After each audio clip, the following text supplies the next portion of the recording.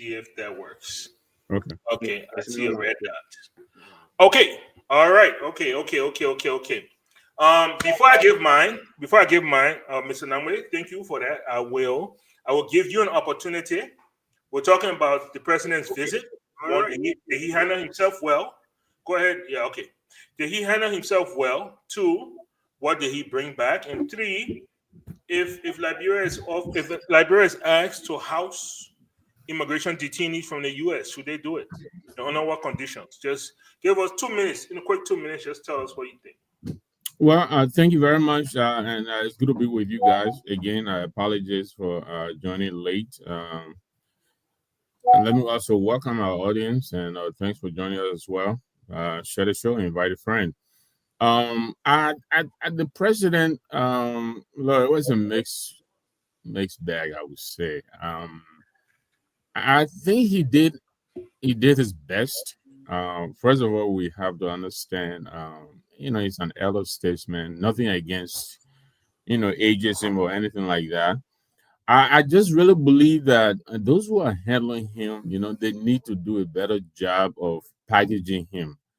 Um, I think if they give him a little kind of uh, piece of paper or whether it be an iPad or whatever it is, but that has bullets on it, kind of guide him, on. It doesn't have to be a full blown, paragraph or anything, just bullets on the important point that he wants to strike.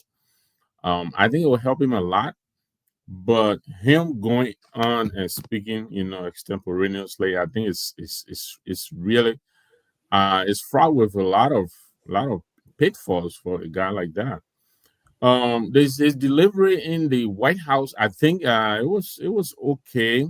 It could have been a little better, but I mean, that's his normal speech. He's a very laid back, gentleman. So, as to the content of what he delivered, I think again that comes back to the packaging. I think if they had packaged him well, he would have delivered. I think what he did was short on specificity. I think he could have really, because that was our opportunity to sell the country. But I think his statement really was empty. It didn't have much in it. And then his the pitch he made to the president of the United States, which really was to the rest of the world. I think it could have been, they could have had a little bit more details in trying to sell Liberia. That didn't happen. His exchanges with the president of the United States again, he should have been prepared for that. Trump is unorthodox. He always goes off the script. We all know that. He does what he wants to do. That question about education and all of that, that's his style. Many of us, I thought the president could answer instead of saying yes, sir. He could have said yes, Mr. President. But again, that comes with preparation. I think he wasn't prepared well. And so, the exchanges between he and Trump, I think it didn't put our president in a good light. But on the flip side, because of that, of the 5 heads of states that visited the White House, I think we're trending more than any of the other 4. So I think, in a sense, we made news at the expense of Trump's, ignorance and stupidity, But even coming back home with all that, the president's delivery at the airport and all that, it was still, out there. He had delivered. What the president brought? What the president brought? That's the point I'm making, Mike. There's no write-out, no readout, nothing. We don't know yet. I heard a political officer talking about, we're trending. Yeah, we're trending, but what is it going to, what is mileage we're getting out of this trending? What are we getting out of it? We're yet to be told. We're yet to be told what the president brought back. We don't know yet. So we're going off what we saw, on the media and all of that. Knowing Unity Party.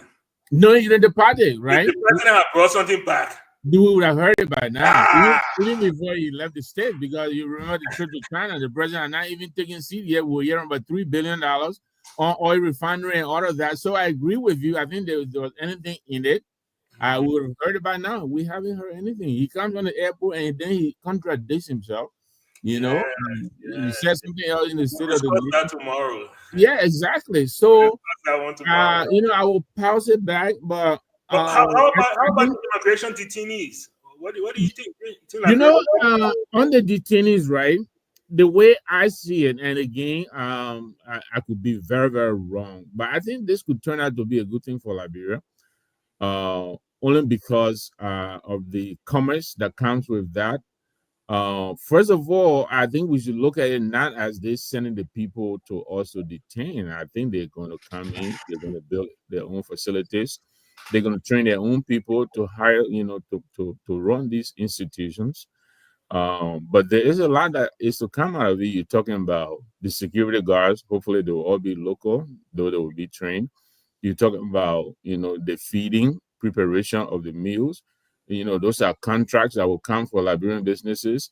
You're talking about the laundry. It's a whole list of other It is. benefits. It is. I think that could be derived from it. But again, the question, there's always a caveat. If we manage it well, you understand me?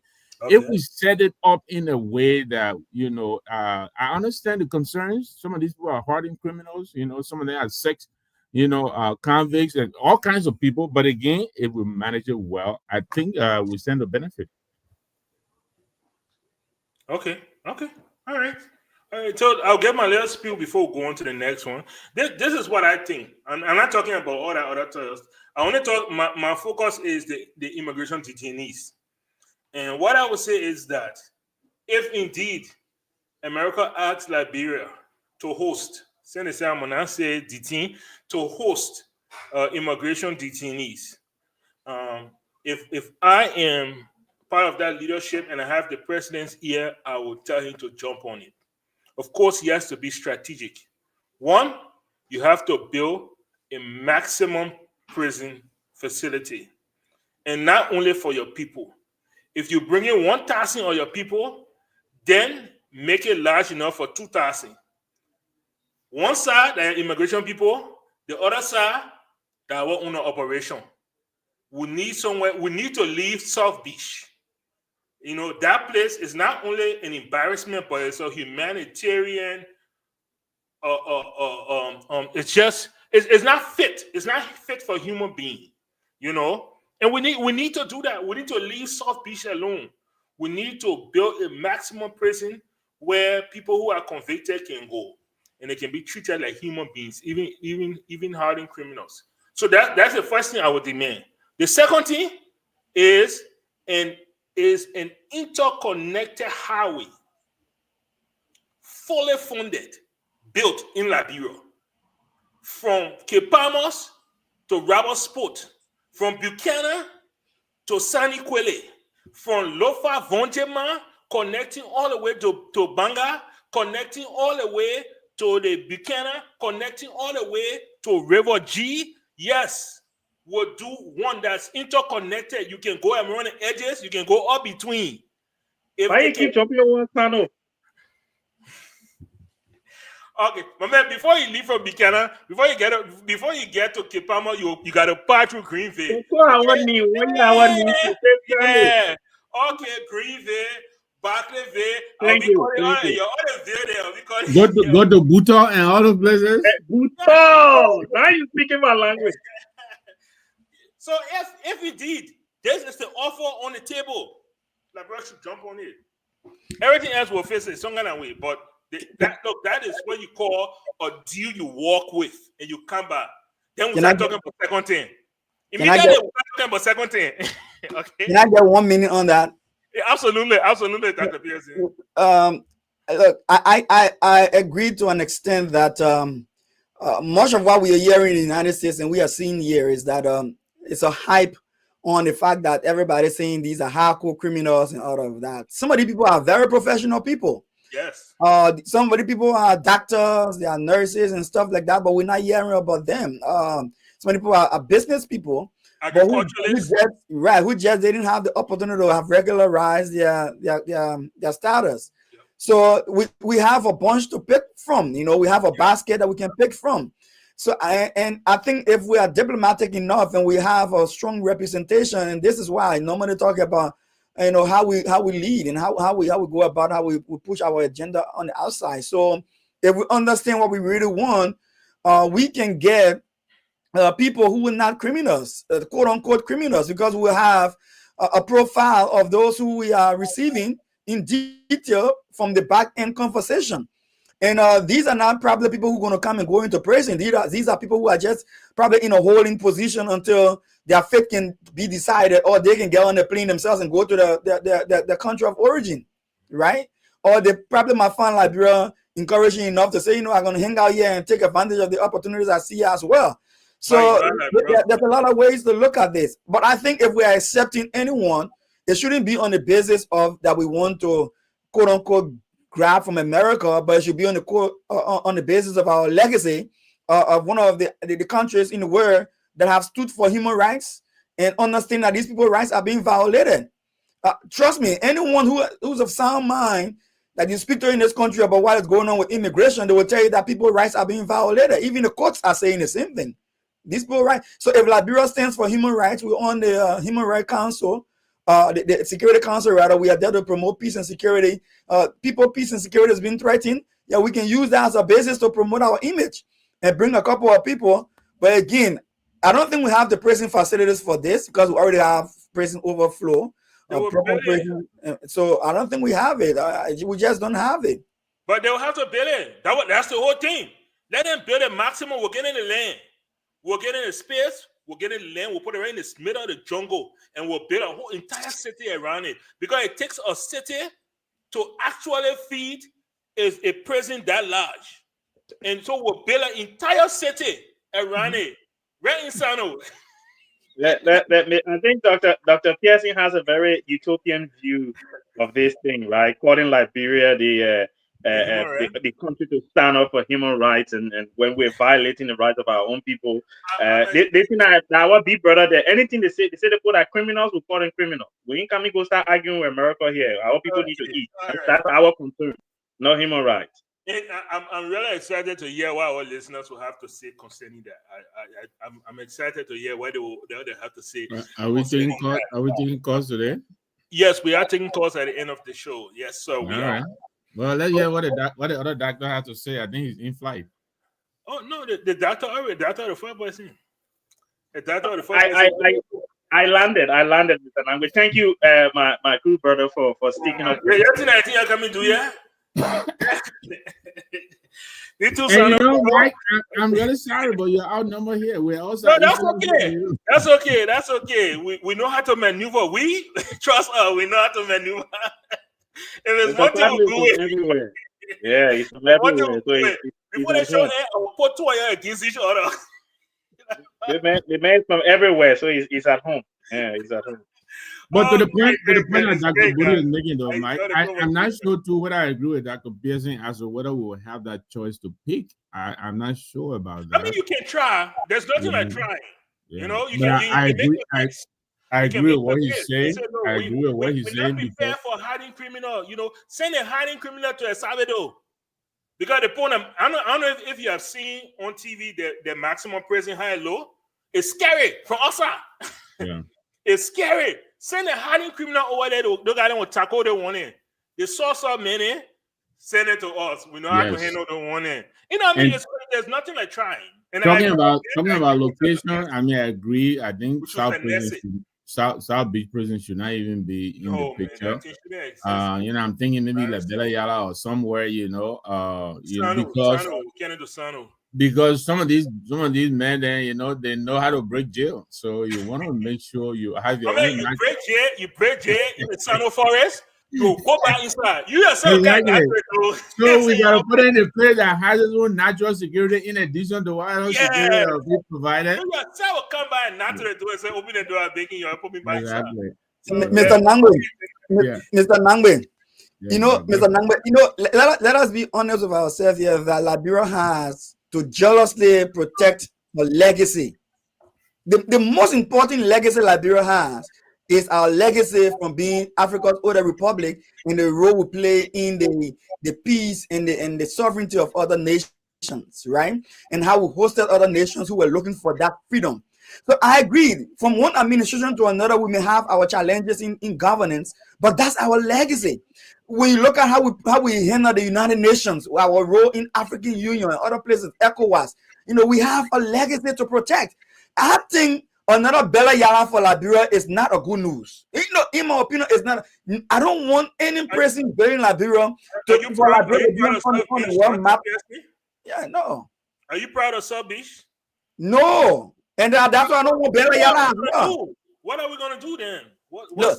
Listen, President Trump needs to know that Liberia deserves better than a prison compound.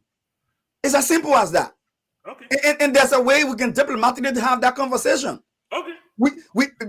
United States private sector had a conversation with Angola and built them a $760 million contract. Give them a $760 million contract just on 2 weeks ago to build a hydro plant that will serve 30 million people within the 36 million population. Liberia just have 5 million people. We can't even provide electricity for them. So why we want prison compound when we don't even have current to put in the prison compound? Because we got nowhere to keep our criminals. No, but more than that, Mike, I think Dr. Pearson is talking about Bella Yala as it is now, but I'm talking about Bella Yala reimagined, right? I mean, like I said earlier, one of the things I hope would demand would be that they build a whole facility for these people. Mm-hmm. So I reference Bella Yala because of this location, but I'm not talking about Bella Yala as it is. I mean, you're talking about a rebuilt, instead of the art prison. Yeah, electricity, all of that. Who knows? Maybe they'll put solar panels and all of that in there. But they should be built according to American standard, like the jails you see here, not at the South Beach prison. That's what I was talking about. But I was talking about location because it provides that natural, just like they have now in Florida with the alligator, even though that's not what I'm advocating. But because of the terrain alone enhances the security around such a facility. Absolutely. Okay, gentlemen, please, we have to move on to our next topic. Okay, we have to move on to our next topic. Great conversation, guys. I would love to have you guys with us. So my second topic, I actually keep it for last. I want to talk about LTM. So LTM has really come onto the news. What we've learned so far is that as of Monday, this Lebanese company that has been contracted by the government will take over the responsibility of vehicle registration and license plates. This was the job of the Ministry of Transport. According to several employees that granted interviews from the Ministry of Transport, they stated that they had taken the issue to the Minister of Justice, because the president was out of the country and he was dean of the cabinet. And what they had gotten back was this thing government already not do it. Government is moving ahead. And they say, but what will happen to us now? What will we be doing when they put on our job? And the answer was, you'll still be getting salary. And so they decided this was unfair. They decided this is not what they wanted. And so they decided that they were going to get out. They were going to get flags. They were going to get into the street. They were going to march to the Capitol building. They were going to present their petition to the Speaker, the President pro tem, and hopefully get it to somebody who could get it to the President. So I'm a private sector guy. I love private sector. I think the government should do more when it comes to private sector. But a Lebanese company, man, doing vehicle registration, are we illiterate? Because that's the only explanation that somebody will give me. I'll say, okay, Mr. Nangwe, a Lebanese company. Yeah, Mike. I didn't know much about this until maybe on I think on Thursday or Friday when I saw this lady, who was really actually had been was bleeding, and before I actually took notice. First of all, before I come to the whole Liberianization thing, or I guess the quest for efficiency for privatizing this thing, I have a real concern about the ability of IG Coleman to direct the Liberia National Police. Where is the training for crowd control? I didn't even see a crowd. I just saw, a few people in the streets. The community policing. Why is it that every time he puts his police in the street, they go violent? Why? What kind of training is he giving these people? It is really very concerning. They use violence for everything. People want to walk the street and walk from their office to the Capitol building. Why do they have to be beaten up? I think he has lost my confidence as an IG. I mean, he's my fellow Cardinal brother, and I love him, but I think he needs to rethink his policing or let him give it up and give it to somebody else. But what they're doing is not good because it harkens back to the old days when, during the military regime and everything was just, brutal, raw brute force they used to maintain order. That's not policing. So he needs to do a better job, and my heart really goes out to that lady and the other people. Now, I understand too, like you're saying, Mike. First of all, I read somewhere, I think one of the legislators, somebody is writing down, I think they're inviting them for a hearing or something like that. I understand the privatization that they're carrying out, they're not even doing it the right way, let alone the fact that they're giving it to, they could have given that thing to a Liberian business. And this is the same thing we keep talking all along. When are we going to build our middle class? Every opportunity we get, we look to the foreigners. So Salif, I think Salif Tyler is his name. I listened to him on a couple of occasions. He sounds like a pretty knowledgeable guy. And so I myself, I'm really confused as to what they're trying to do here. I'm gonna venture to say they're trying to introduce efficiency and all of that. And so privatization maybe is what they're seeking, but I think the way they're doing it, they need to rethink it. I don't think this is privatization as you and I imagine it or as it should be. You can't take every little thing and give it to 11. I understand they don't even have the authority to do that. So I will pass it on, but those are my initial concerns as to what unfolded. Yeah. Okay. Thank you so much. Sonambe. Dr. Budi. We're arguing. We hear about some foreign country coming and sitting in our here. And for what? For vehicle registration and license plates. Not any kind of technical work. Not any kind of work that for as long as I have been alive, vehicles have been in Liberia with license plates made in Liberia. I don't believe through my lifetime there was ever a time we're importing license plates.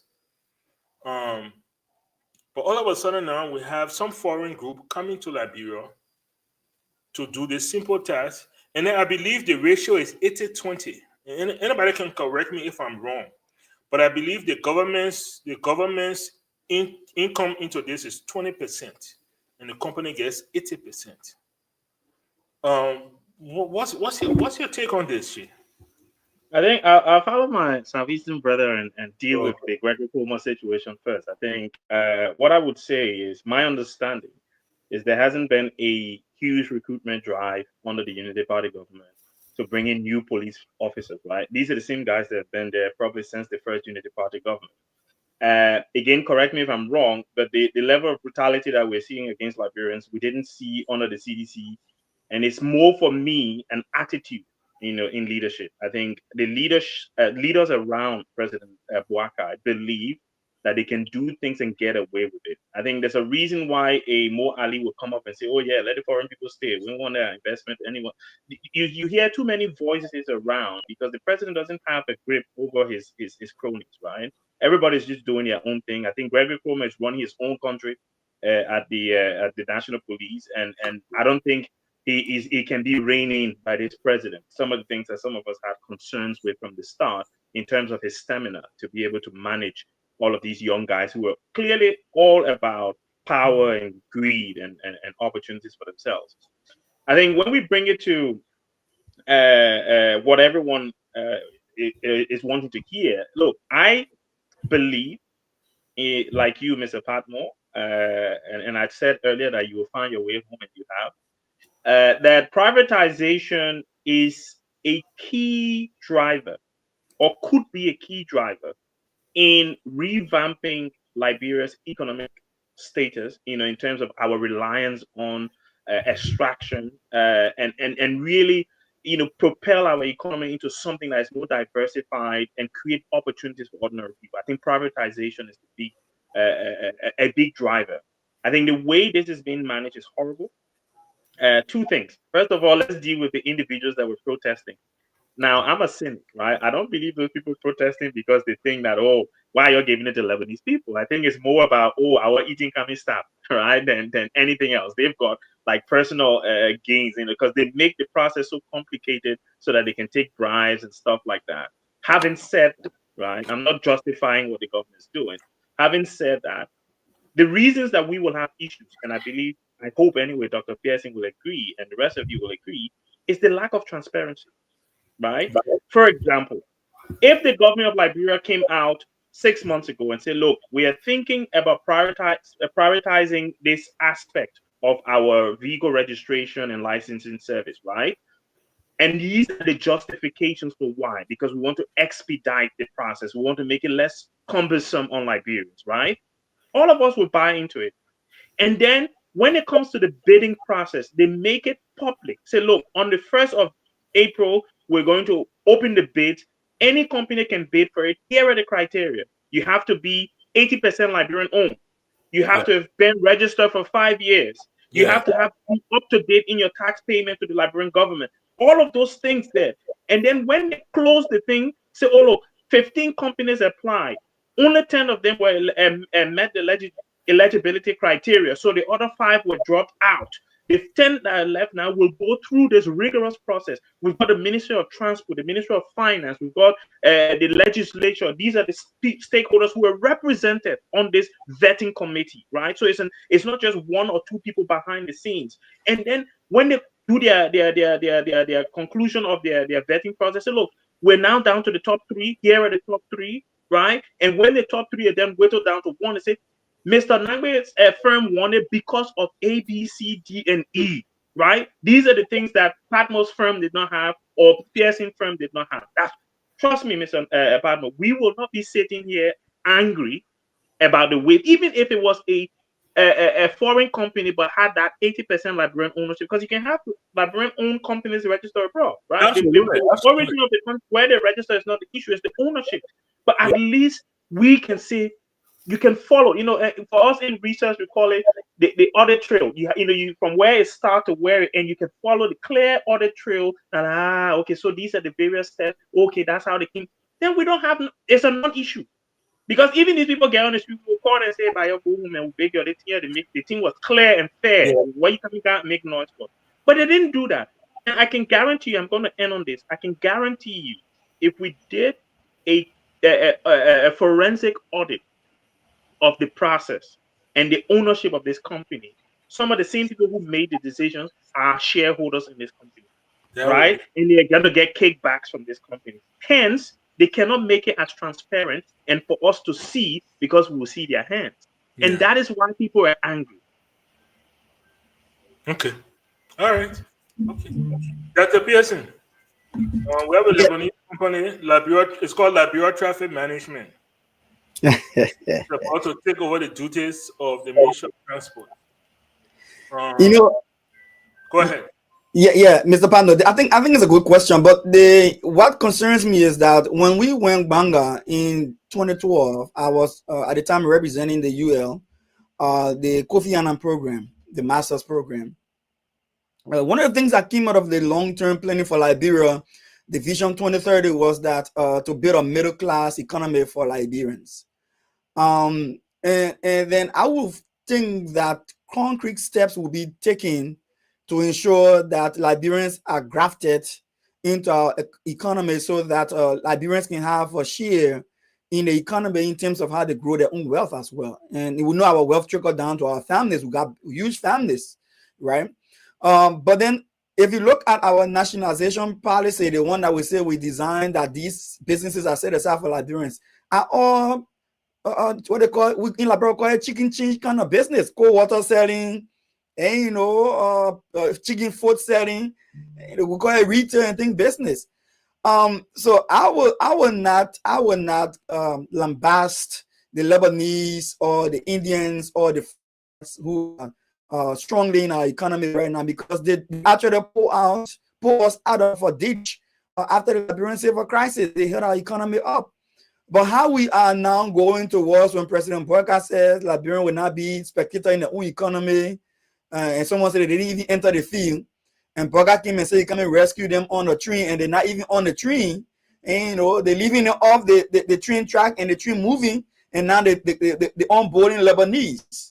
And then that's where I have a problem, And like Dr. Booty said, yes, a transparent process where the government of Liberia say, look, Liberians, we're going to have to outsource the issue of printing lesson plate and maybe doing ID cards and stuff for traffic management. We're looking for a private company. Central Bank will fund certain amount of capital, and you guys will have to put yourself together. If you don't say we know you all now don't have the capital, but Central Bank will bring maybe 50% capital investment for this project.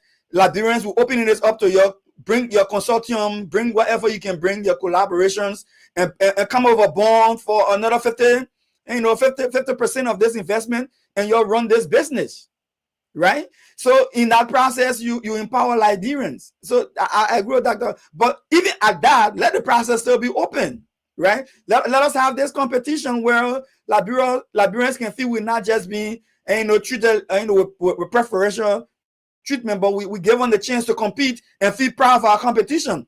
And, but again, I would say this when it comes to this issue of printing sensitive documents in Liberia, it has security implications. It's almost like telling Dodge in America, don't give Dodge access to our some very sensitive information. Public information is not that public in some instances, especially our certain identifiable information. Like I don't want my date of birth and certain key information in the hands of a company that when there's a fraudster in our company, they can take that information and access my impersonate me. Like we haven't seen situation happening here in the United States. So I think the government should rethink. I think if there's just say there's a difference between the management and the printing of maybe lesson plates. Say maybe the government is managing the entire process that will lead up to the printing process. Yeah, then it's just printing. I don't have a problem with that. They got a lot of printing agency all in Liberia that you can print. But when it comes to handling the sensitive information of Liberian people, where we're looking towards going towards national identification number, that's going to be a key factor to our economy. Your different forms of personal document information. I think we should be careful who hands we put them in.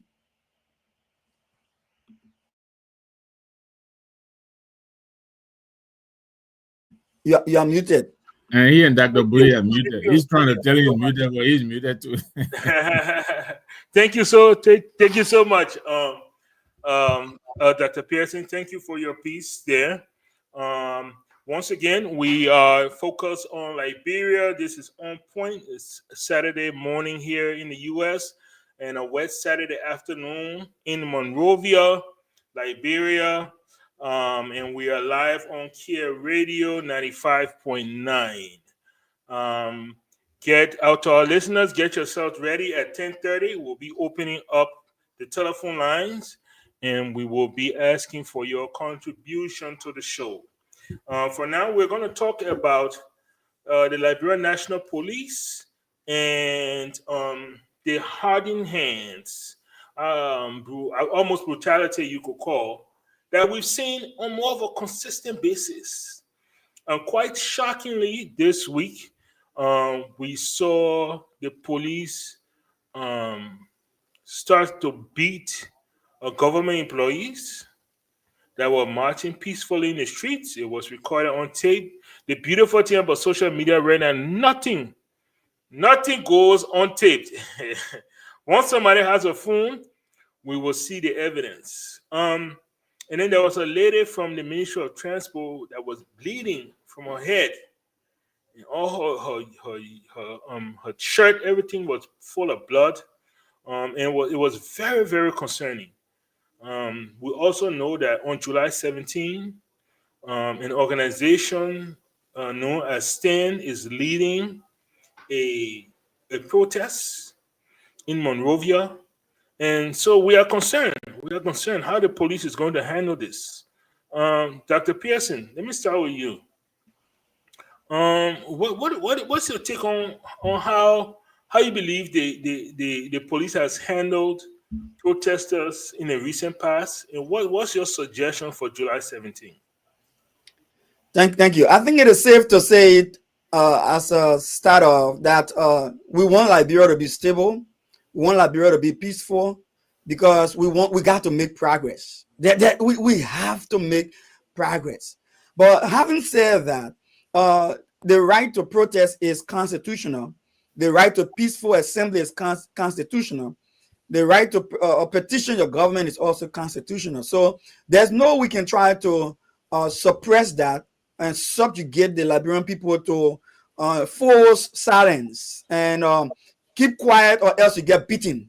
And don't come on the streets to show that you're dissatisfied with what we're doing, or else we'll brutalize you, we'll tear gas you, and we'll restrict you. I don't think that should be our approach. I think what I've seen so far, which is important when it comes to the protest for the 17th, is that I've seen that the STAN has written the Ministry of Justice. I've seen the Ministry of Justice have responded to them, acknowledging their letter and asking for a conference to discuss the modalities around how it will be handled for their security and for the peace of the country. I've seen also the police director, R.G. Coleman, have a little press note, a briefing on social media and talk to the population that they will be there to protect the Liberian people. I think that's a civil way to go about it. But there's one thing to talk the Liberian men say talk the sweet talk, and then there's another thing to walk the walk. We talk the sweet talk, but time to walk the walk, we see nothing but brutality. And I think it does not present a good image for us. Every time President Booker is out of the country on important visits, we have these things happening back in our country. When President Booker was out, we saw what happened with the tear gassing of civilians. When President Booker was out, we saw what happened at the CDC headquarters. Now, when President Booker was out again, we saw what happened with the transport ministry people. Oh, wow. We cannot do these things, because the president is trying, he says at the airport, are trying to build a bureau image out there. But the picture coming from within does not correspond with the rhetoric we're trying to give out there. And I think Gregory Coleman, being a learned man and a professional individual, should realize that it is not enough to just say that we're going to give the people the opportunity to exercise their rights. There has to be a professional correlation between the rhetoric and the practice. What we call the theory and the practical. What you learn in the academy and you say on paper, when you come out in the streets, you must demonstrate. And that's why I was saying, closing on this. Listen, police know this. When people have their emotions to express, any attempt to restrict them from expressing or confine their language or maybe suppress the movement will lead to counter reaction. I've been in LU before. Now we've been in LU before. Everybody know when you eat LU in the compound there, when they say you're not count on the road, I won't count on the road. You know what I'm talking about? When we tell him Madam Ellen Johnson said it, the last time I had that encounter with Madam Ellen Johnson, we're in a university compound, they said they come in carry school fee up. So we say, okay, since we read door from us at the Ministry of the Foreign Affairs, let's go to the Ministry of Foreign Affairs and go tell us, you must come downstairs and listen to us. So even though in the graduate program, my beginner, I got to support my beginner too. So we came downstairs, we went to the Ministry of Foreign Affairs. Then they said we shouldn't cross the road. No, the Oman is our president. If we have anything with the Oman, yes, we're staying across the road, but our leaders, our spokesmen should cross the road, go to the Foreign Affairs Ministry, and let the president come downstairs and let him talk to our guys. And they flock us down there for nothing, and we had to run away. If we go to running away, so we went to regroup.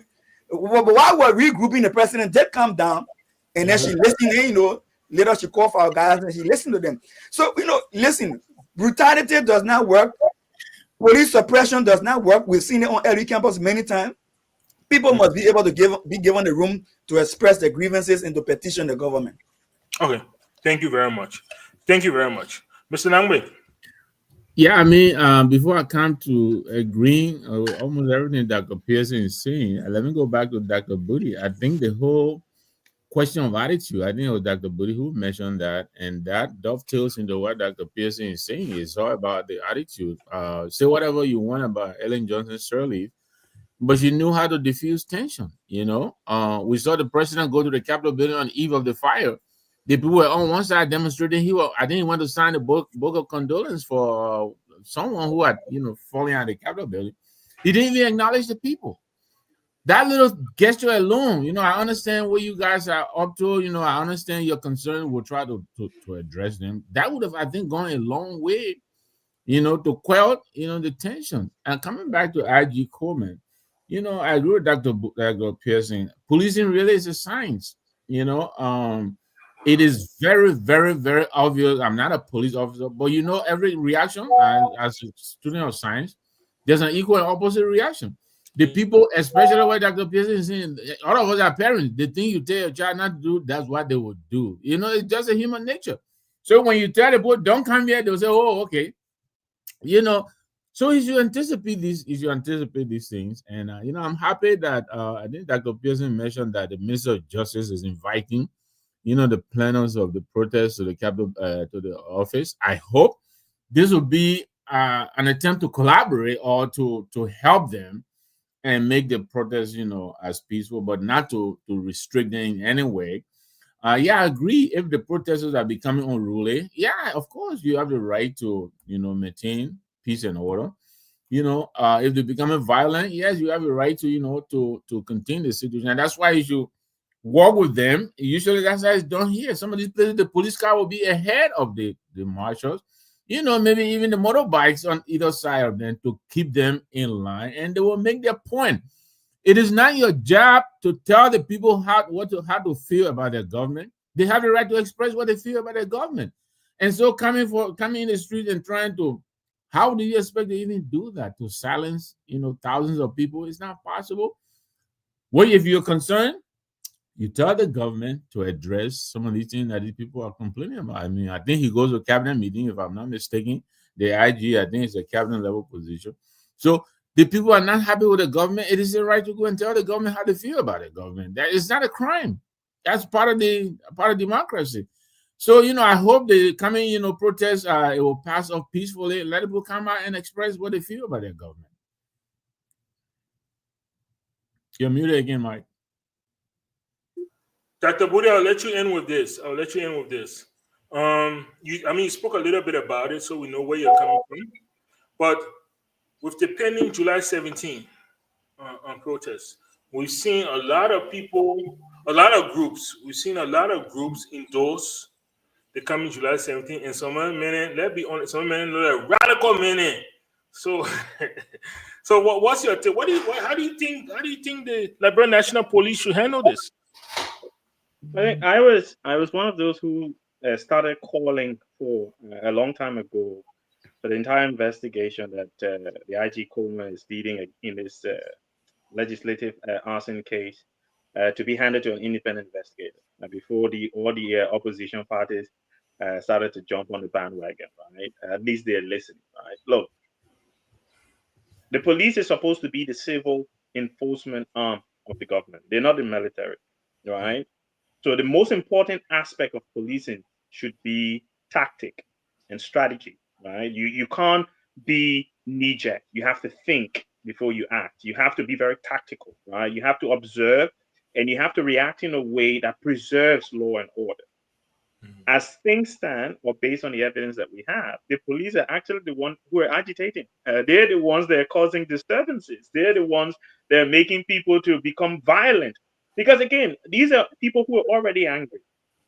Right? They're already angry. The way that you speak with them, the way that you, and I know Dr. Pearson talked about human rights. The way that you respect their human rights is important. Because even the angriest person around, the person comes shouting at you, Mr. Padmore, and you first thing you're like, sorry, my brother.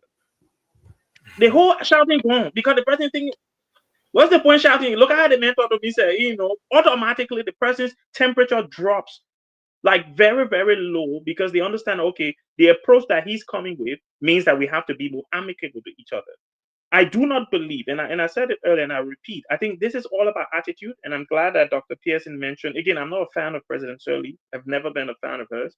But on multiple occasions, and when I was in Liberia, because I was in Liberia 2010, 11, and 12, I saw the president many times in front of a house. By then, we didn't have a football field that George had built. Many times people would come there to protest. Many times I've been on my way to work in the morning. President Shirley will come out of her fence, she will stop her car there, and she will go talk to the people that are protesting in front of her house. Right? Whether it comes something good comes out of it or not, that's besides the point. That's what it, that's a demonstration of politics. That tells you a good politician, right? A leader. Joseph Boyka has always been a follower, right? And to go from being a follower to now being a leader is difficult. There's a reason why you have junior level government officials pulling the president here and pulling him there and pulling him there. It's because he doesn't know how to lead. He does not have the capacity to lead a group of individuals. And it's showing. And the Liberian people are suffering because Gregory Coleman is basically running his own government. The guy at Water and Sewer running his own government. The people at LTA, everybody doing their own thing, right? And the president, who is supposed to be coordinating all these things, who should have a grasp on what is going on in the country, does not have a grasp because he doesn't have the leadership skills. There's a reason why, and I know I didn't want to go into this. He will go to the White House and call Donald Trump, yes, or there's a reason because he's not a leader, right? Everything that he's doing, leaders normally get into situations and they sit back, they listen, they analyze, and then they respond. You go to Capitol building, just smell the air. Yeah, this thing I asked him. Yeah. Somebody put it on fire. Definitely. Like seriously, you just made it worse. So now your IG has to bend the rules, bend the evidence to fit the narrative that you sold to the Liberian people. Look, the president, I believe, is in over his head. That's a matter of fact. And the people around him know that. And that's why they're doing these things. Look, Gregory Coleman is not an idiot. Gregory Coleman was IG, I believe, during President Sirleaf's time. These things did not happen. Yeah. I met Gregory Coleman. I don't know him personally. I know people who know him a couple of times. I remember the last time I met him somewhere. He was still IG at the time, and he seemed like a very, guy who has his head screwed on. He seemed really good, even though I was against him coming back because he had been out of the force for 6 years. But he's like, okay, at least he done the job before, and before he was more polished, right? Everything was rolling well. Now he's acting differently because the mindset that they've come back into government with is that, look, we can do anything and get away with it, and there's this impunity that they have in their head, knowing that the president will not hold them accountable, right? And that's why the Liberian people are suffering. I hope, to end on this, that they will perform better. Because you say I'm hoping, we always have to hope. I hope they will perform better on the 17th of July. I wouldn't hold my breath, but because like you said, Mr. Padman, you're 100% right. The individuals that are going to be protesting on the 17th, I was not going to they're not the Oman for transport ministry. No, these are real ruffians who can basically, like they said, somebody took one police officer gun during the fire at the Capitol. They will probably take about 6-7 of them gone. I'm not advocating for it, but these are the men that are able to do those kind of things. So they have to be very careful. Protect their arms well. Probably don't go into the crowd with weapons. Go there with batons and shields and stuff like that. Just so that you don't lose your weapon to some of these guys and people start shooting people. And just to end on this, I know Dr. Pearson was talking about all the people who went to LU. But myself was there for one semester in 2001. So when you're calling their name, Dr. Pearson called my name too. I beg you. I went to LU. You're leaving out. Me, I went to call a beg you. You die your color, pepper color, and then you're eating at the entrance there. There's a place called FOL Chief. Even though FOL I don't let Dr. Booty land, but Dr. Anthony Kessley and all these guys today who are in government, all of us were hanging out over there. And this is what is really bothering a lot of us. But go ahead, Dr. Booty. Yeah. So okay. So quickly, we got about 10 minutes before we open up the lines. I just wanted to finish this last topic. Very interesting, very important. But let's try and make our answers a little bit shorter so I can get all three of you guys in there fully. the legislature, okay, we saw during the first Unity Party regime, we saw their salaries skyrocket. Of course, these people control their own salaries. So every single year, every single opportunity they had, they added, they padded their salaries, their benefits. I mean, and they added the vehicles and everything else to it. And because of that, it has made the legislature a very attractive financial position. It undermines everything that our founders thought about when they were creating the legislature. What can we do here? One, do you agree with me? And two, what can we do to make the legislature unattractive for those who seek it just for financial gains? Okay, Dr. Budi, I will start with you. Yeah, I thought you were going to talk about my my article that I wrote. Which I'll be referencing when I'm making my point. Yeah. Oh, thank you so much, my South Eastern brother. No, yeah. So I've been thinking about it for years, right? And it goes back to 2010. So in the UK, we had this incident where a lot of our MPs started to claim for expenses that they shouldn't have been claiming for. And there was a huge investigation. A lot of them had to pay monies back. Some of them had to resign. And what we did in the UK is set up an entity, an independent entity that's outside of Parliament, whose responsibility it is to set parliamentary salaries and benefits, right? So the parliamentarians do not set their own salaries, they do not set their own benefits. When they want to claim expenses, they send it to this entity, and the entity processes their expenses claims and then determine whether it is payable or not. And that is where I'm coming from in my opinion that I argue. Now, it is not going to be an easy task, because unfortunately, the way our country is set up, and I'm not happy that Mr. Otawa is not here with his systems argument. The way the system is set up, we have to go through the legislature, right? Now, if you read the article, that is kind of the teaser, because I'm coming with a second opinion on it in terms of the roadmap on how we achieve this with the pressure that we can bring on from the diaspora. But look, simply put, I do not believe that a representative collecting 8,000 in salary and 2,300 in gasoline, which is 10,000, is fair, right? I think in totality, 2,000, 2,500 US dollars is enough, and the rest of that money has to then be reinvested directly into the districts that they represent, so we can see tangible. I think there has to be an outside entity. That's my argument. There has to be an outside entity that sets salaries, and those salaries cannot be more than 10 times kind of the average salary in Liberia, right? It has to be within that. It can't be more than 10 times. So if the average salary is 200, it can't be more than $2,000, right? Because at the end of the day, I believe that individuals who go in to take 2,000 a month will go in more for service than to go and enrich themselves. So just to finish on this point, 560 something thousand is what a representative can hope to earn over the 6 years that they're in office. Hence, they don't really care about their people, right? If you add that up, right, that's 506,000 that they can hope to earn. And at the end of the day, they don't care about their own people, because at the end of the day, they know they're collecting all this money. Or it might be a little bit, I think 700 something. But at the end of the day, if we take that money away and we make it less financially attractive, I believe we might get some people who go in for service and not for wealth. Okay. All right. Dr. Pearson, do you agree with me that the legislature has become this financial attractive magnet?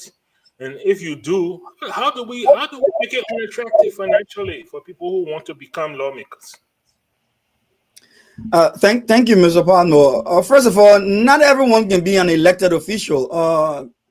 There are just as many seats as we can vote for. I think 103. The total seats in the entire legislature is 103. So, I mean, for me, I'm not worried about what their salary is if there are opportunities for Liberians across the country to get a living wage and a decent life. Because I wouldn't sit in the United States here and make a viable salary and pay and expect someone in Liberia to make less right?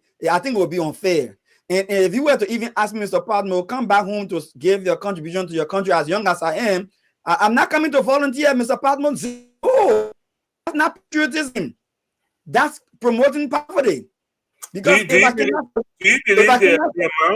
you believe the amount that the Budi said, 2,000, 2,500, do you believe that it's volunteering in Liberia? Okay, let me say this. Let me say I work in Liberia myself.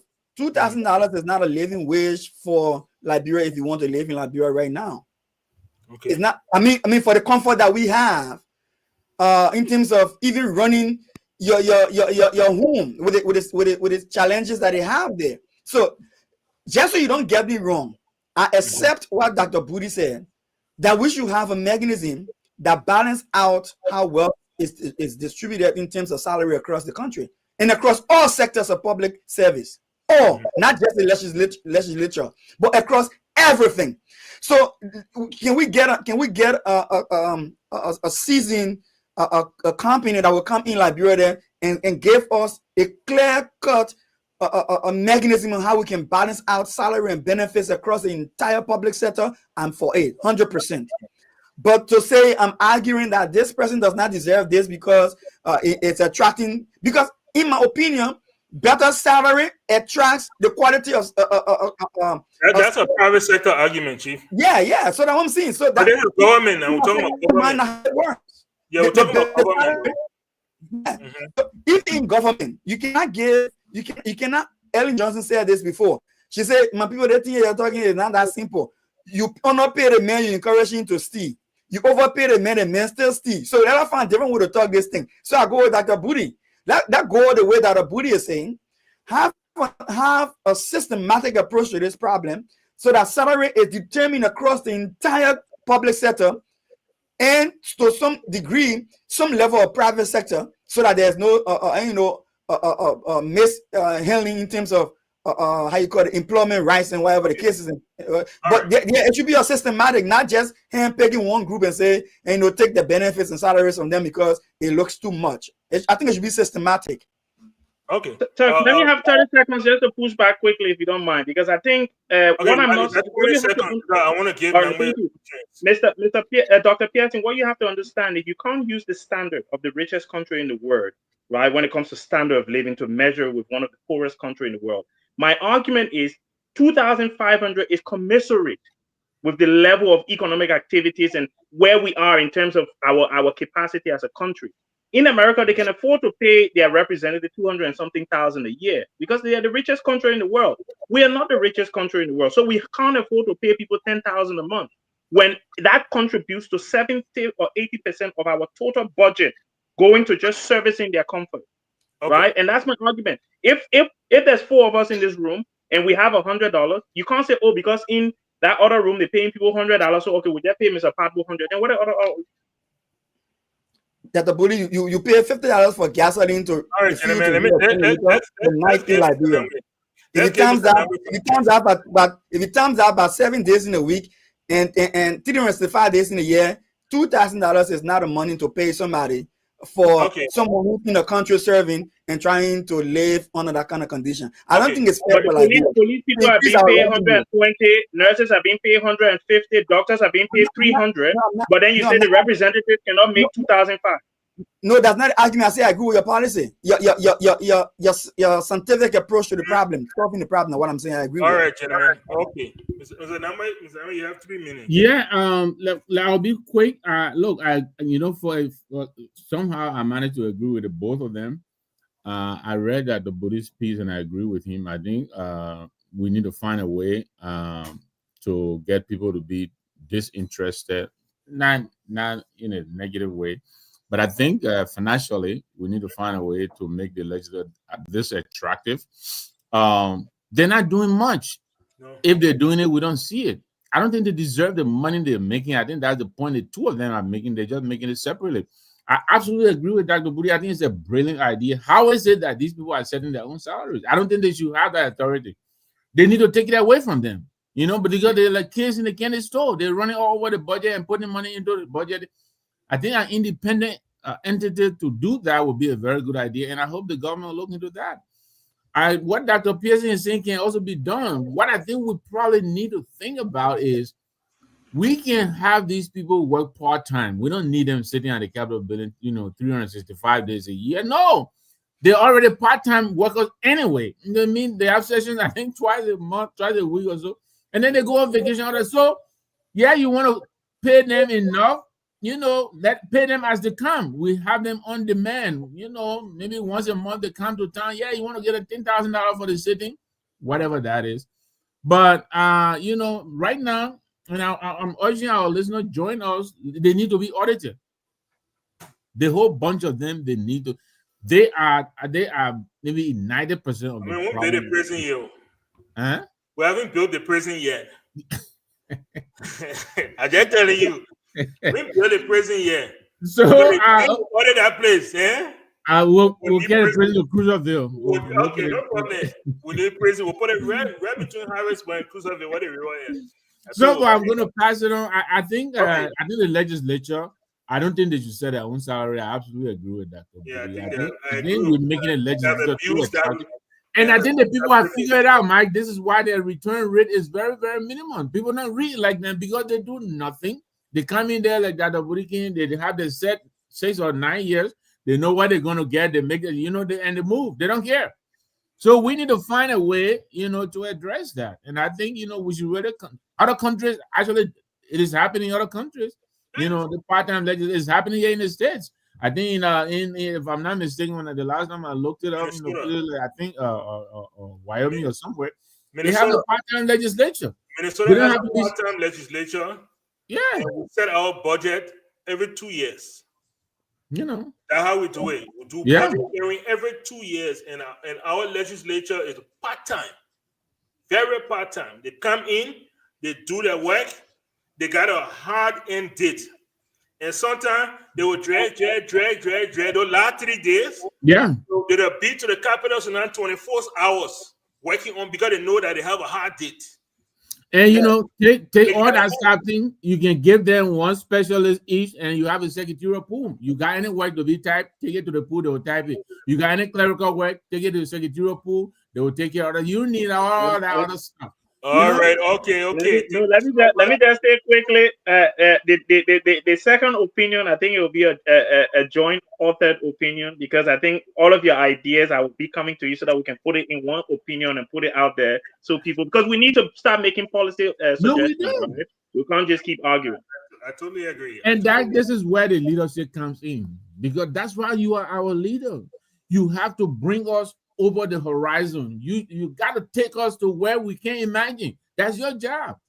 I know that. I believe it was Senator Dillon that put a bill on the floor. But his is very simplistic. Man, look, anything comes from your boss, brother. Y'all will not talk over me.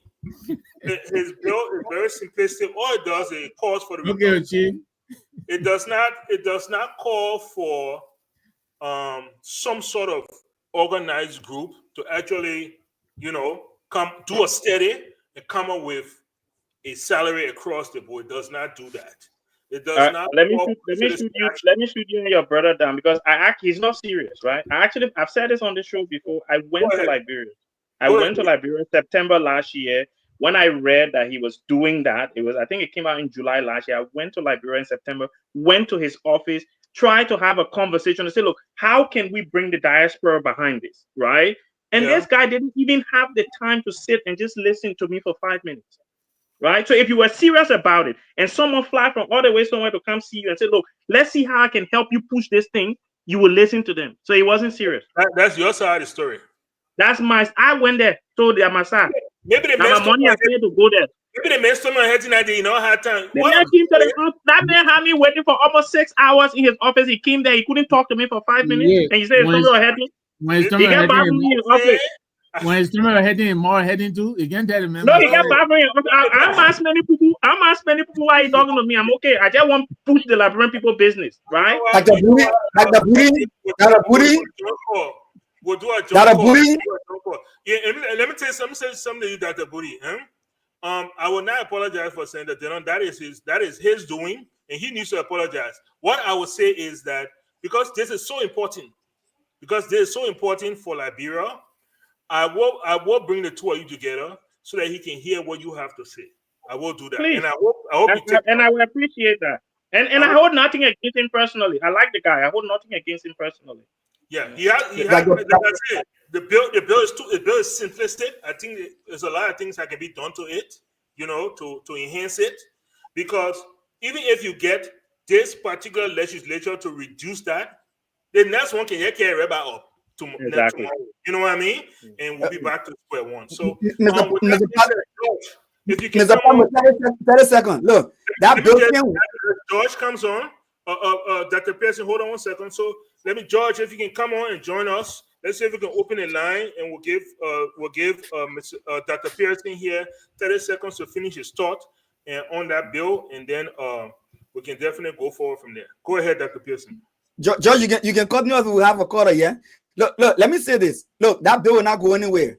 We got autonomous agencies that are making huge amount of money behind the doors. The directors, the managing directors, and they're making a lot of money. Those legislators know that. They will not go cut their salary when no guys sitting down over autonomous agency, what they call SOEs, and making the owner millions building houses overnight. So Liberia is a small community. Very small community. No, but like Mr. Padmo said, it has to be a holistic thing, and it has to encompass all of the government. Okay, guys, let me just go ahead. I have the first call on the line. Hello. Good afternoon. Yeah, good afternoon. Yes, my brother. Yeah, Nima, where you calling from? Yeah, this is Brown Tate from Johnsonville, Monrovia. Welcome to the program.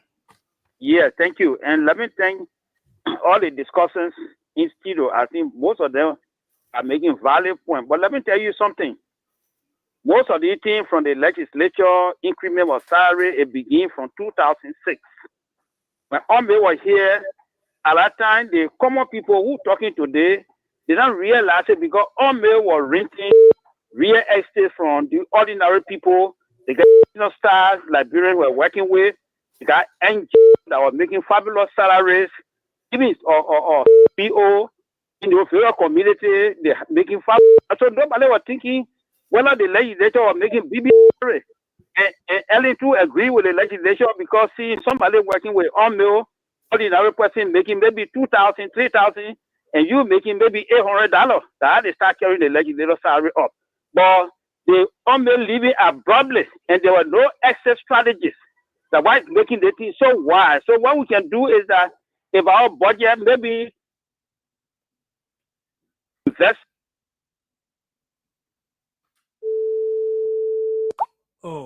Oh, my brother, sorry. We lost you there on this line. The numbers are called 077 0777 959 959 and 0881 871 670. And you are listening to Focus on Liberia on Care Radio 95.9. The numbers to call 0777 959 959 and 0881 871 670. We'll go back to the lines there until another caller. Good afternoon. Yeah, good afternoon. Yes, my brother. Your name and where you calling from? My name is Mark. I call from Hotel Africa Road. Welcome to the program. Yes, I want to say thanks to the panelists and also thanks to the host. I would like to make my point on the president's trip to America. Go right ahead. Hello? Go right ahead. Yes, people been criticizing the president for he saying yes sir. America is the head of the world. So whenever you around the boss, that shows respect. And people asking what the president going to what he's brought back. Such a discussion, I think it's just the pillar or maybe the foundation of what will be done in the future. So I don't think by he going there, things will just happen right away. It's our thought, so we have to change that. Let it be changed. So, and again, the protest that is scheduled for the 17th of July, yes, it is our right to protest, and it is constitutional. So those that waiting to protest that did it. Oh, Brother, sorry, we lost it there on the numbers to call. What's going on? Yeah. We lost that caller there. He went off the line. The numbers to call 0777 959 959 0881 871 670. The numbers to call and be a part on the show this afternoon.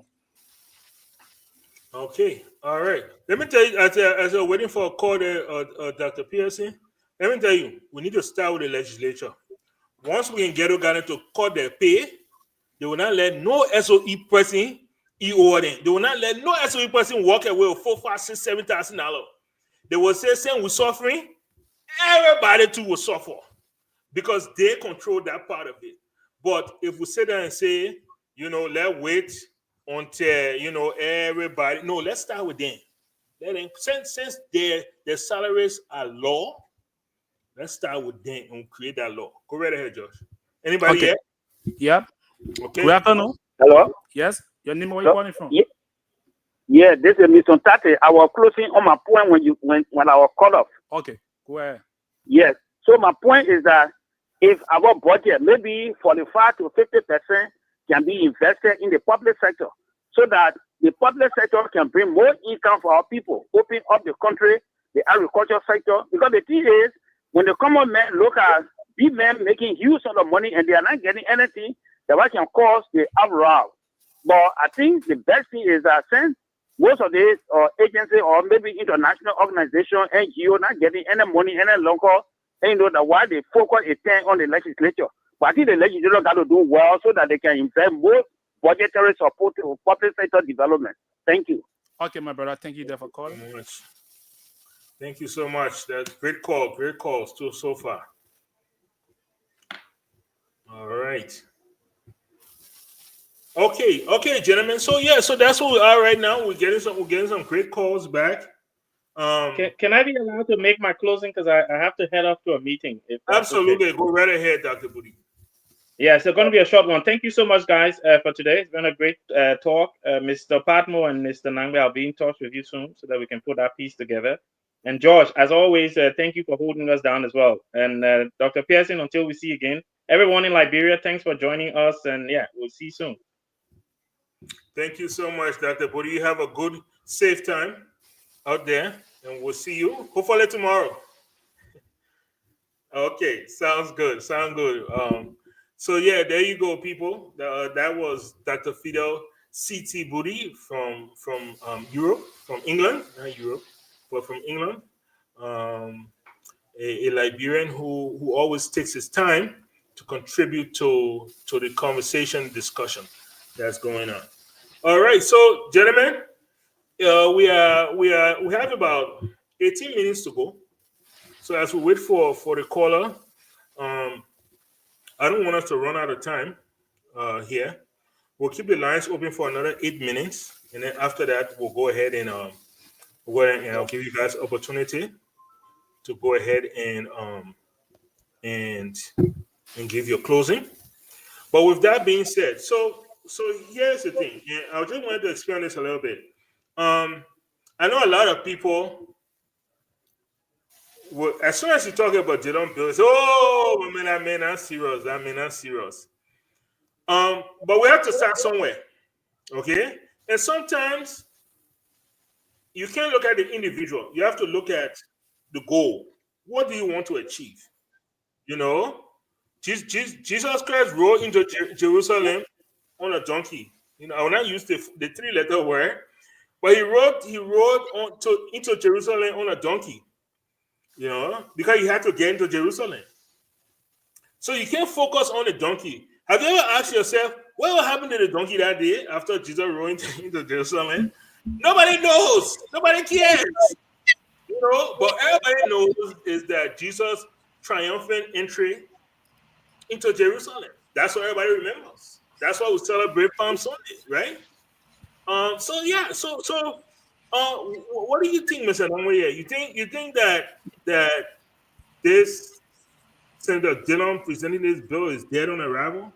No, I made my comment in jest. Although I do have a number of issues with Senator Dillon, but I think you're right here. We cannot allow perfection to be the enemy of the good. I think we have I mean, I don't want to use too many cliches, but if we have lemons, let's try to learn to make lemonade out of it.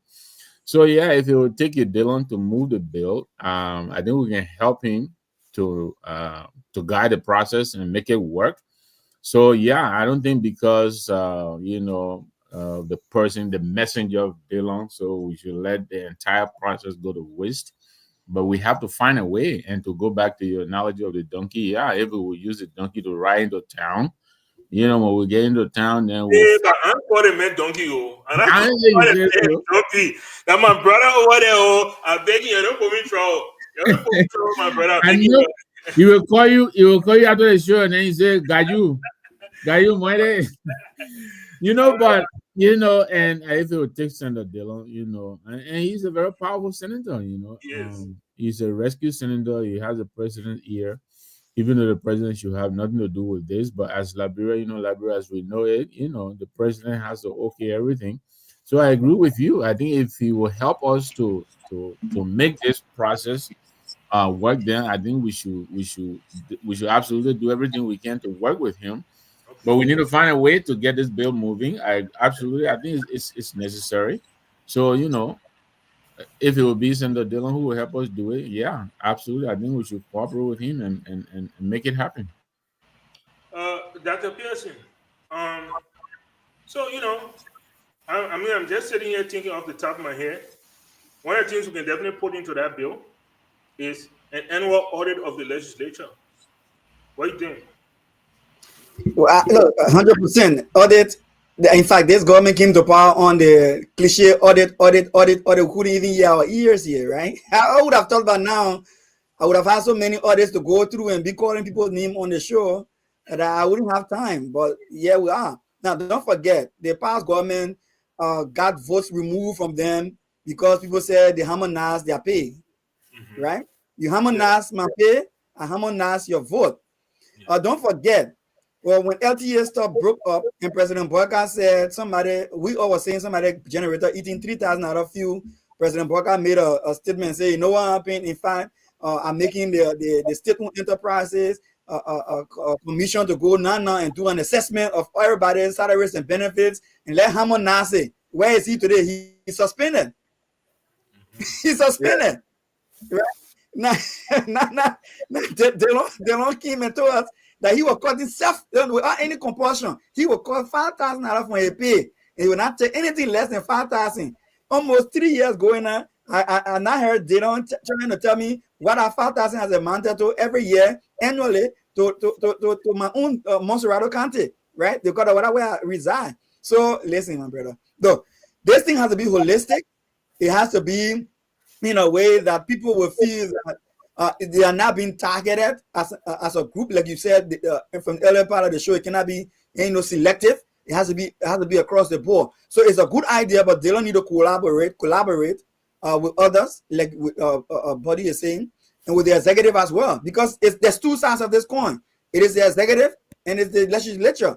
Let us collaborate and let us do a scientific review of our entire payroll across public sector and harmonize it so that nobody get the vote harmonized in 2029.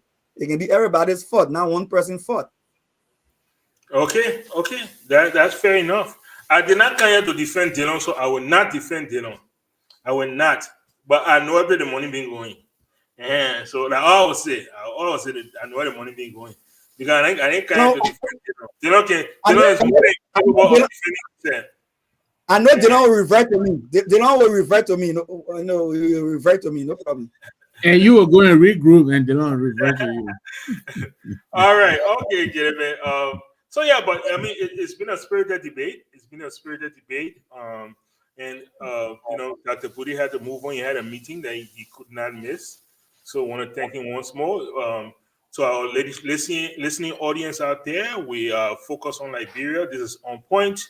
And we are live on Kia Radio 95.9 here in the city and in 10 counties nationwide. So George, if we don't have any more callers right now, then we can go ahead and end that for now. And then okay, fine. So we can go ahead and end that now. So I don't interrupt my guests. And Mr. Nangwe, Yes, sir. I will definitely go ahead and give you some time. We had four great topics to talk on today. I'll give you some time to touch base on the ones that you want to. You can touch base on all four. Okay. Thank you. And George, what's up there, young fellow? It's good to see you. Let me thank you and thank Dr. Pearson, Dr. Booty as well. Jerome couldn't join us. He sent a note. I think he called me, but I missed the call. I kind of overslept. I was watching the show from last night. I'm not even going to talk about it. So that was a rough and tumble show. Yeah, I will watch that show. I'll watch it tonight. I've been hearing that show was rough. You should do so. But listen, we started with, when I joined you, we were talking about the president's trip to the U.S. and how it was handled and all of that. I think the president did his part. I still go back to the handlers. I think they need to do a better job with packaging the president. He's a man of a certain age. They got to make allowance for that. You don't expect him to go up there and remember everything you tell him off his head. I know, give him a little piece of paper, and put the bullets on it, and he will speak to those bullets and make his points. So it was an opportunity given to us to be on the world stage. And I think we didn't make maximum use of it. And those kind of opportunities is difficult for them to come by again. But I hope that now that we're trending for all the not so good reasons, I hope we'll maximize on this exposure. A lot of people are getting interested in what is this Liberia, what do they have. So hopefully we'll follow through and try to make some gains out of this trip. But the president is back home and we haven't heard yet what was accomplished on this trip. Why they were in Washington. The president of Gabon, I believe it was, I think he inked a deal for $500 million. And they were talking about it even while they were in Washington. But we haven't heard anything from our side. So hopefully, there'll be some kind of paper they will, give to us to tell us what it did. What they say, Vinicius Moba. Like I said, I'm not here to defend Dillon. I'm not here to defend Dillon, please. But Vinicius Moba said something. All I'm saying. I hear you. Dillon will defend himself. Yeah. So I'll pass it on to Dr. Pearson quickly, but there's something that, and now I'm not, the protest coming up.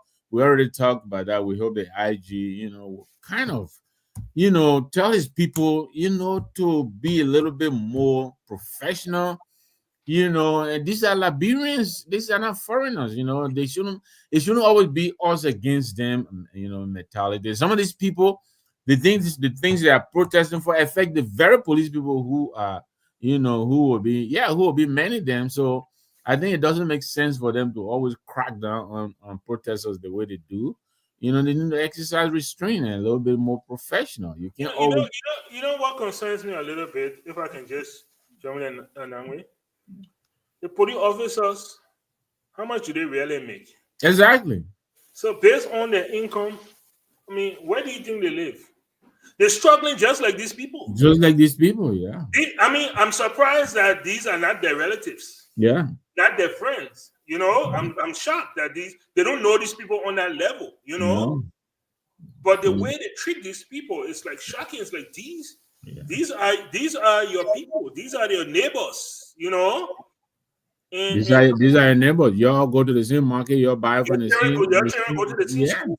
Maybe some of them you got the same market woman. You're buying from the. So when they come in the street to protest about the increase in the price of gasoline, the price of basic commodities, they're actually doing you a favor. Yes. And you should empower them instead of trying to crack down on them and busting their heads open and all of that. They need. Yeah, IG Coleman really needs to do a better job. I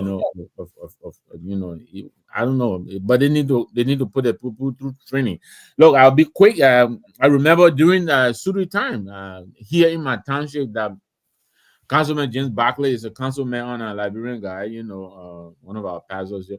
We organized because of the way they dealt with April 7, even with all of that, I think they did a good job during the Musa Dim time, providing water for people, music, food, and all of that.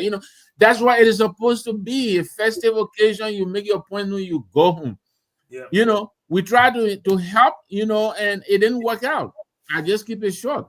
But the problem is they need training. I don't know how much training they're getting. I think Mr. Russell Winfred in your part of the neck of the woods, Mike, in Minnesota is helping. Hopefully our people will get better training, but they need to do better with the crowd controlling. So before I pass it on, there's something we didn't talk about, and I'll have to sneak it in. On the CMC, our mantra is do today, ask tomorrow. That's what we do. We're doing projects, and we hope our projects will speak for us. So in our process of executing some of our projects, we went to Bapulu, and the people, they asked us for help with a bridge that had been in existence over 50 years or so. If you see the bridge, it's not even a bridge, just pieces of log over a major river. And, our political leader, Musa Belete, said to them, we'll fix the bridge, we'll build a bridge here within 6 months. He made a pronouncement as he was getting ready to deploy his equipment and people. The government of Liberia, they rushed ahead of us and decided they would do the bridge. They would do the bridge. They would do the bridge. So, Mike, first of all, I ask you and my audience, where did they get the money from so quickly? Or has the money been there all along and they've been denying our people? But either way, we're happy if this is how this will help our people address some of their needs. And so we're authorizing Musa to go and initiate as many projects as possible as we can afford and let the government chase us around the country. And when we number one project, they can go there and say, we'll do it. And if it will mean forcing them out to actually do the development that our people require. So thank God and help us, God. But thank you very much, man. Great show. Dr. Pearson, you take it from there. That's a good one. That's a good one there. But I think it's safe to say that as I always do, I call on those who are around the president. If you're around the president and if you're responsible to advise the president, look, we have to do a better job. The president is just one individual, and he's running a whole country. For him to be effective, those he gives responsibility to around him must do due diligence, right? So if you all around the president feel him, obviously the president will reflect the failure of all of you guys around him. And because he's the point man, he gets the blame for all of what you guys are doing. So please, and I would say at the US, we did miss an opportunity because when others were naming precisely what they had to trade with America, our president was talking about we got a lot of minerals. And you cannot say you have a lot of minerals and you say, come and solve it for me. So how you know you got mineral first? Then you tell me I can't solve it. So if I can't solve it, how you know you get mineral? So Donald Trump just look at everything is like an English fan. And and we came with the English, and now Judy and son, I call him the king of good English. So I don't know how many English will be divine tomorrow for the people to go cook, for the weekend, right? I know how many courses of good English are going to be divine tomorrow for people to cook for Sunday, and for this weekend. So we need to be careful here. If there are opportunities in the sub-region where there are conferences, international conferences being held, where we can get support from, gentlemen, guys, your guys got to be looking out there. Leave social media alone. Leave cash new loader alone. Focus on your job. Pay attention to what's happening globally. Pay attention to what's happening sub-regionally, and keep the president on top of the ball. The president is the hair striker. He will not score if you don't feed him the ball. He will not score. I know he's not the football president. Yeah, so he doesn't know anything about football. But at the same time, he's in Liberia, and we got the Ballon d'Or in Liberia. We got the only African Ballon d'Or is in Liberia. So to beat that man on the field, you got to score a goal. Right now, you're not scoring. My man Nangwe saying that CMC Hassan Berede scoring goal, and then government chasing into Niners, causing penalty now in the fee. Now the penalty, they want to do penalty shooter on that bridge, and the penalty will not score goal because he possibly in the mess. Because when I saw that whole thing, Nangwe, why you guys are going to the pole concrete bridge? The one that start putting steel bridge, they're still gonna get rusty. After 2 or 3 years, the people need a zinc bridge again. You guys are going to put concrete there so that they will miss a penalty. At the end of the day, 2029, I mean, who will win the final whistle? We'll see it. But I know I will still vote for Alex Cummings, though, to be very frank. I know why number ran away from Alex Cummings. No, but Doug, let me ask you this. We're out of time. Sorry. I'm not millionaire now or what. Anyway, I think Alex got more money than Musa. we only have 1 minute left, so please let me thank my audience, both on Facebook and our audience out there in Radio Land. Thank you. You've been listening to Care Radio FM 95.9, and you've been listening to the program Focus on Liberia On Point. I want to thank my guests for joining us this afternoon, this wet afternoon in Monrovia. Nangwe, I will hold you. Please inform your political leader. We need somebody in the House to back that bill too. So we'll be depending on Musa to step up. If we got one person in the House and one person in the Senate working together, we can get a bill on the president's desk. No, Mike, I know we got 1 second, but if you look at my byline, I've been carrying that byline for over a month now. This is Musa's is one of the targets. So we're on it. We're on it. All right. Then thank you guys so much, George.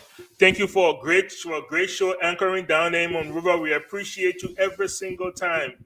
You do a fabulous job out there, and we appreciate you. You are invaluable to the program, and we hope to see you again on our next show.